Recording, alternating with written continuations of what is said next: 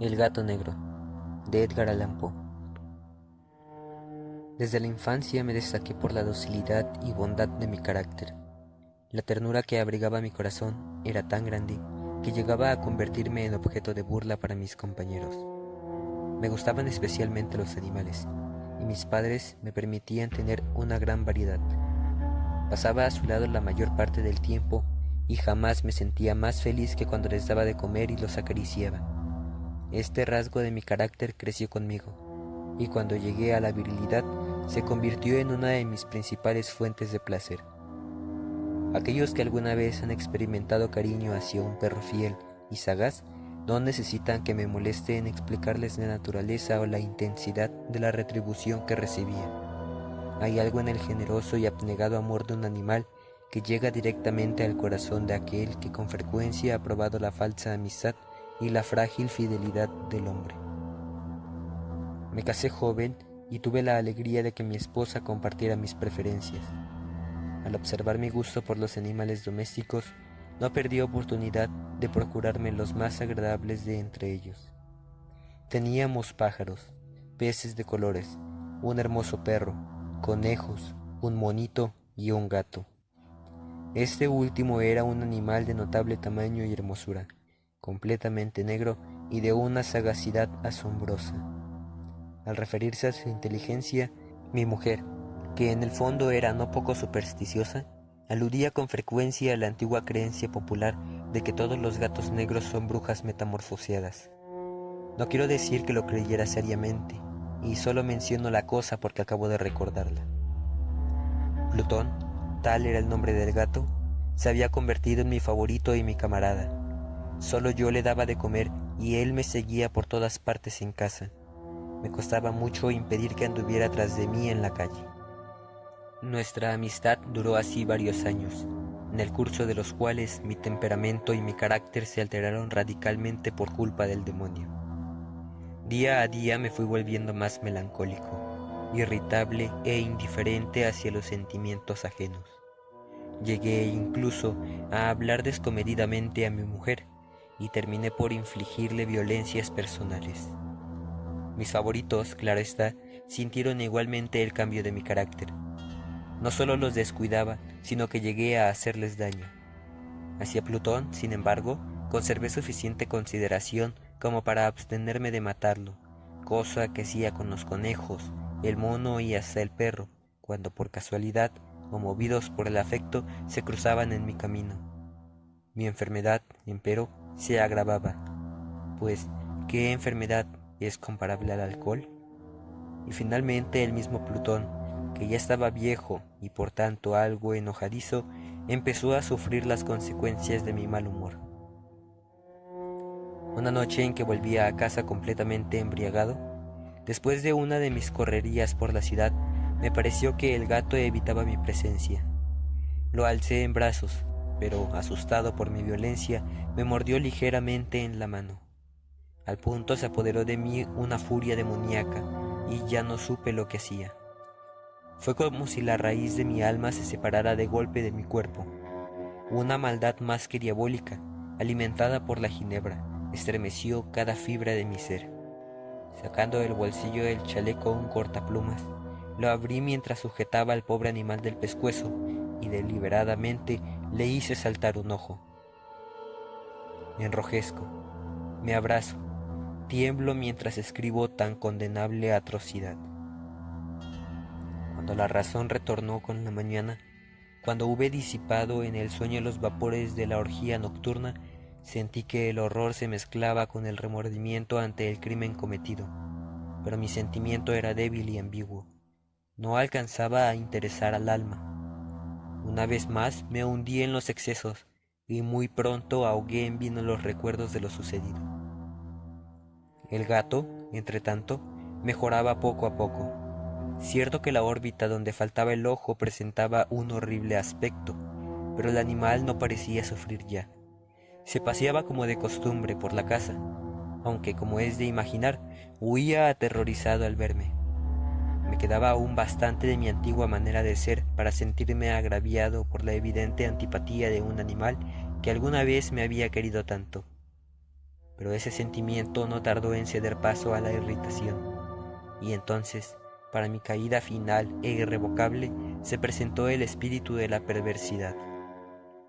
La filosofía no tiene en cuenta a este espíritu, y sin embargo, tan seguro estoy de que mi alma existe, como de que la perversidad es uno de los impulsos primordiales del corazón humano, una de las facultades primarias indivisibles, uno de esos sentimientos que dirigen al carácter del hombre.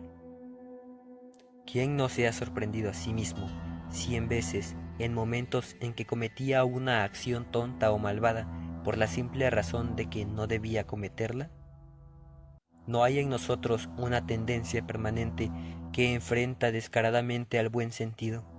Una tendencia a transgredir lo que se constituye la ley por el solo hecho de serlo. Este espíritu de perversidad se presentó, como he dicho, en mi caída final, y el insondable anhelo que tenía mi alma de vejarse a sí misma, de violentar su propia naturaleza, de hacer el mal por el mal mismo, me incitó a continuar y finalmente a consumar el suplicio que había infligido a la inocente bestia.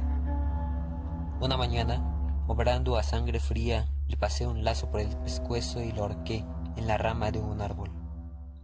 Lo ahorqué mientras las lágrimas manaban de mis ojos y el más amargo remordimiento me apretaba el corazón. Lo ahorqué porque recordaba que me había querido y porque estaba seguro de que no me había dado motivo para matarlo. Lo ahorqué porque sabía que al hacerlo cometía un pecado mortal que comprometía mi alma hasta llevarla, si ello fuera posible, más allá del alcance de la infinita misericordia del Dios más misericordioso y más terrible. La noche de aquel mismo día en que cometí tal cruel acción, me despertaron gritos de ¡Incendio! Las cortinas de mi cama eran una llama viva y toda la casa estaba ardiendo. Con gran dificultad pudimos escapar de la conflagración, mi mujer, un sirviente y yo.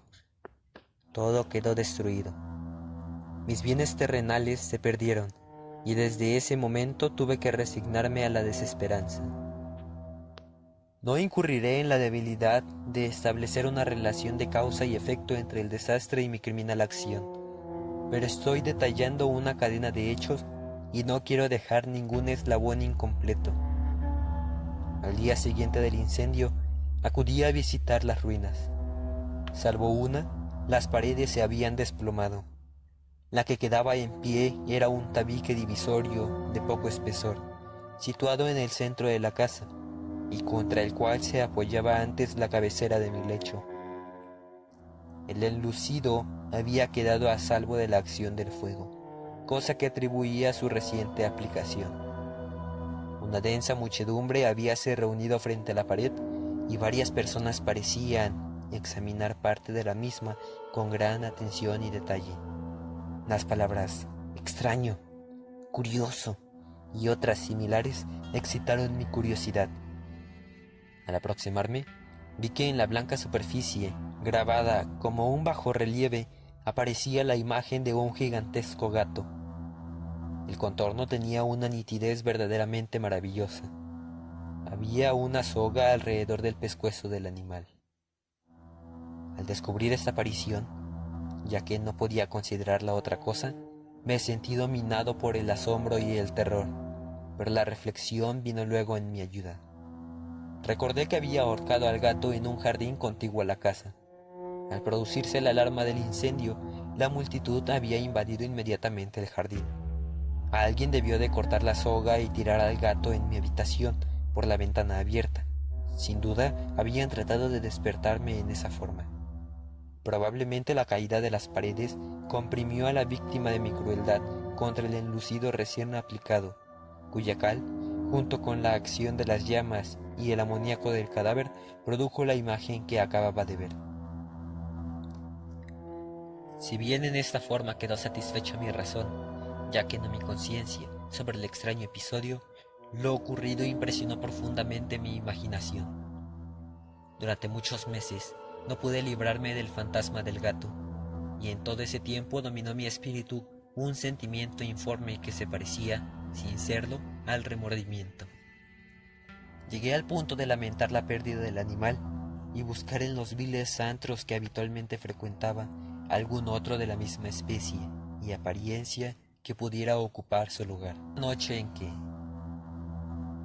Una noche en que, borracho a medias, me hallaba en una taberna más que infame, reclamó mi atención algo negro, posado sobre uno de los enormes toneles de ginebra que constituían el principal moblaje del lugar. Durante algunos minutos había estado mirando dicho tonel y me sorprendió no haber advertido antes la presencia de la mancha negra en lo alto. Me aproximé y la toqué con la mano. Era un gato negro muy grande, tan grande como Plutón y absolutamente igual a este, salvo un detalle. Plutón no tenía el menor pelo blanco en el cuerpo, mientras este gato mostraba una vasta, aunque indefinida mancha blanca que le cubría casi todo el pecho. Al sentirse acariciado, se enderezó prontamente, ronroneando con fuerza. Se frotó contra mi mano y pareció encantado de mis atenciones. Acababa, pues, de encontrar el animal que precisamente andaba buscando. De inmediato propuse su compra al tabernero, pero me contestó que el animal no era suyo y que jamás lo había visto antes ni sabía nada de él. Continué acariciando al gato, y cuando me disponía a volver a la casa, el animal pareció dispuesto a acompañarme. Le permití que lo hiciera, deteniéndome una y otra vez para inclinarme y acariciarlo. Cuando estuve en casa, me acostumbró a ella de inmediato y se convirtió en el gran favorito de mi mujer. Por mi parte, pronto sentí nacer en mí una antipatía hacia aquel animal. Era exactamente lo contrario de lo que había anticipado, pero, sin que pudiera decir cómo ni por qué, su marcado cariño por mí me disgustaba y me fatigaba. Gradualmente, el sentimiento de disgusto y fatiga creció hasta alcanzar la amargura del odio. Evitaba encontrarme con el animal. Un resto de vergüenza y el recuerdo de mi crueldad de antaño me vedaban maltratarlo. Durante algunas semanas me abstuve de pegarle o de hacerle víctima de cualquier violencia.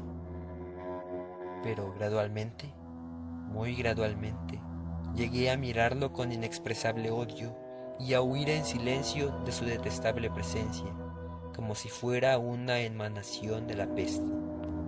Lo que, sin duda, contribuyó a aumentar mi odio fue descubrir, a la mañana siguiente de haberlo traído a casa, que aquel gato, igual que Plutón, era tuerto.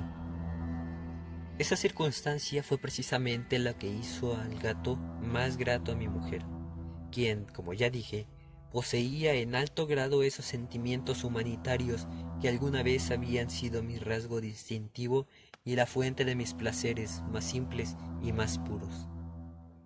El cariño del gato por mí parecía aumentar en el mismo grado que mi aversión. Seguía mis pasos con una pertinencia que me costaría hacer entender al lector. Donde quiera que me sentara venía a ovillarse bajo mi silla o saltaba a mis rodillas, prodigándome sus odiosas caricias. Se echaba a caminar, se metía entre mis pies, amenazando con hacerme caer, o bien clavaba sus largas y afiladas uñas en mis ropas para poder trepar hasta mi pecho. En esos momentos, aunque ansiaba aniquilarlo de un solo golpe, me sentía paralizado por el recuerdo de mi primer crimen, pero sobre todo, quiero confesarlo ahora mismo, por un espantoso temor al animal. Aquel temor no era precisamente miedo de un mal físico, y sin embargo, me sería imposible definirlo de otra manera. Me siento casi avergonzado de reconocer, si aún en esta celda de criminales me siento casi avergonzado de reconocer que el terror, el espanto que aquel animal me inspiraba, era intensificado por una de las más insensatas quimeras que sería dado concebir. Más de una vez, mi mujer me había llamado la atención sobre la forma de la mancha blanca, de la cual ya he hablado, y que constituía la única diferencia entre el extraño animal y el que yo había matado. El lector recordará que esta mancha, aunque grande, me había parecido al principio de forma indefinida, pero gradualmente, de manera tan imperceptible que mi razón luchó durante largo tiempo por rechazarla como fantástica, La mancha fue asumiendo un contorno de rigurosa precisión. Representaba ahora algo que me estremezco al nombrar, y por ello odiaba, temía y hubiera querido librarme del monstruo si hubiese sido capaz de atreverme. Representaba, digo, la imagen de una cosa atroz, siniestra, la imagen del patíbulo. Oh, lúgubre y terrible máquina del horror y el crimen, de la agonía y de la muerte. Me sentía entonces más miserable que todas las miserias humanas. Pensar que la bestia, cuyo semejante había yo destruido desdeñosamente, una bestia era capaz de producir tan insoportable angustia en un hombre creado a la imagen y semejanza de Dios. Y ni de día ni de noche pude gozar ya de la bendición del reposo. De día, aquella criatura no me dejaba un instante solo. De noche, despertaba hora a hora de los más horrorosos sueños para sentir el ardiente aliento de la cosa en mi rostro y su terrible peso apoyado eternamente sobre mi corazón. Bajo el agobio de tormentos semejantes, sucumbió en mí lo poco que quedaba de bueno. Solo los malos pensamientos disfrutaban ya de mi intimidad, los más tenebrosos, los más perversos pensamientos. La melancolía habitual de mi humor creció hasta convertirse en aborrecimiento a todo lo que me rodeaba y de la entera humanidad, y mi pobre mujer, de que nada se quejaba, llegó a ser la habitual paciente víctima de los repentinos y frecuentes arrebatos de ciega cólera que me abandonaban. Cierto día, para cumplir una tarea doméstica, me acompañó al sótano de la vieja casa donde nuestra pobreza nos obligaba a vivir. El gato me siguió mientras bajaba la empinada escalera y estuvo a punto de tirarme cabeza abajo, lo cual me exasperó hasta la locura. Alzando un hacha y olvidando en mi rabia los pueriles temores que hasta entonces habían detenido mi mano, descargué un golpe que hubiera matado instantáneamente al animal de haberlo alcanzado. Pero la mano de mi mujer detuvo su trayectoria. Entonces, llevado por su intervención a una rabia más que demoníaca, me zafé de su brazo y le hundí el hacha en la cabeza.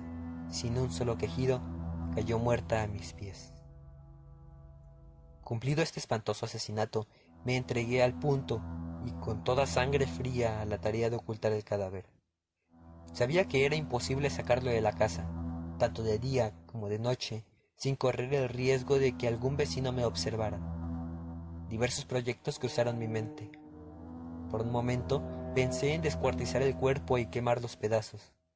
Luego se me ocurrió cavar una tumba en el piso del sótano. Pensé también si no convenía arrojar el cuerpo al pozo del patio o meterlo en un cajón, como si se tratara de una mercadería común, y llamar a un mozo de cordel para que lo retirara de casa. Pero al fin di con lo que me pareció el mejor expediente y decidí emparedar el cadáver en el sótano, tal como se dice que los monjes de la Edad Media emparedaban a sus víctimas. El sótano se adaptaba bien a este propósito. Sus muros eran de material poco resistente y estaban recién revocados con un mortero ordinario, que la humedad de la atmósfera no había dejado endurecer. Además, en una de las paredes se veía la saliencia de una falsa chimenea, la cual había sido rellenada y tratada de manera semejante al resto del sótano. Sin lugar a dudas, sería muy fácil sacar los ladrillos en esa parte, introducir el cadáver y tapar el agujero como antes, de manera que ninguna mirada pudiese descubrir algo sospechoso. No me equivocaba en mis cálculos.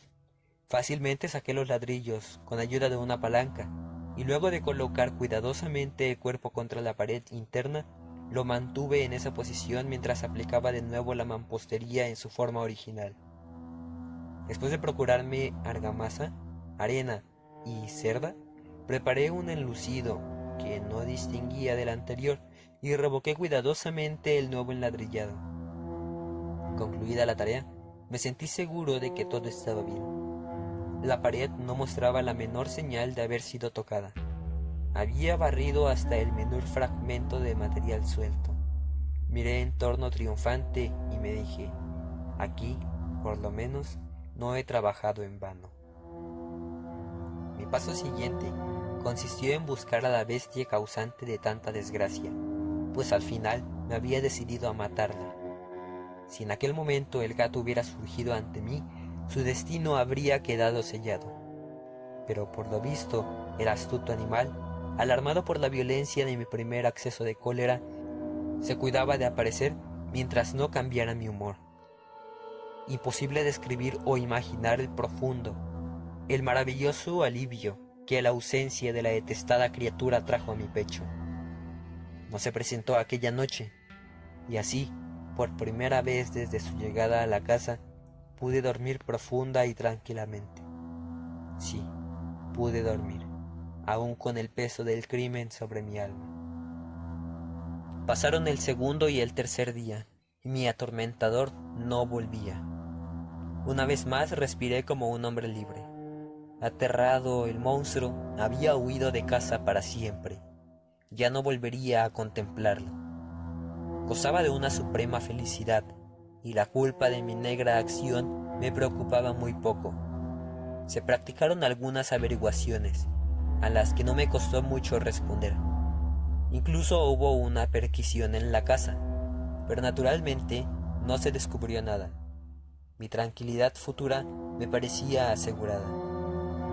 Al cuarto día del asesinato, un grupo de policías se presentó inesperadamente y procedió a una nueva y rigurosa inspección. Convencido de que mi escondrijo era impenetrable, no sentí la más leve inquietud. Los oficiales me pidieron que los acompañara en su examen. No dejaron hueco ni rincón sin revisar. Al final, por tercera o cuarta vez, bajaron al sótano. Lo seguí sin que me temblara un solo músculo. Mi corazón latía tranquilamente, como el de aquel que duerme en la inocencia. Me pasé de un lado al otro del sótano. Había cruzado los brazos sobre el pecho y andaba tranquilamente de aquí para allá. Los policías estaban completamente satisfechos y se disponían a marcharse. La alegría de mi corazón era demasiado grande para reprimirla. Ardía en deseos de decirles, por lo menos, una palabra como prueba de triunfo y confirmar doblemente mi inocencia. «Caballeros», dije por fin cuando el grupo subía la escalera, «me alegro mucho de haber disipado sus sospechas. Les deseo felicidad y un poco más de cortesía. Dicho sea de paso, caballeros, esta casa está muy bien construida. Repito que es una casa de excelente construcción. Estas paredes, ¿ya se marchan ustedes, caballeros? Tienen una gran solidez». Y entonces, arrastrado por mis propias bravetas, golpeé fuertemente con el bastón que llevaba en la mano sobre la pared del enladrillado, tras de la cual se hallaba el cadáver de la esposa de mi corazón. Que Dios me proteja y me libere de las garras del archidemonio. Apenas había cesado el eco de mis golpes, cuando una voz respondió desde dentro de la tumba. Un quejido sordo y entrecortado al comienzo, semejante al sollozar de un niño, que luego creció rápidamente hasta convertirse en un largo, agudo y continuo alarido, anormal como inhumano. Un aullido, un clamor de lamentación, mitad de horror, mitad de triunfo, como solo puede haber brotado en el infierno de la garganta de los condenados a su agonía y de los demonios exultantes en la condenación. Hablar de lo que pensé en ese momento sería locura. Presa de vértigo, fui tambaleándome hasta la pared opuesta. Por un instante, el grupo de hombres en la escalera quedó paralizado por el terror. Luego, una docena de robustos brazos atacaron la pared, que cayó de una pieza. El cadáver, ya muy corrompido y manchado de sangre coagulada, apareció de pie ante los ojos de los espectadores. Sobre su cabeza, con la roja boca abierta y el único ojo como de fuego, estaba agazapada la horrible bestia cuya astucia me había inducido al asesinato y cuya voz delatadora me entregaba al verdugo. Había emparedado al monstruo en la tumba.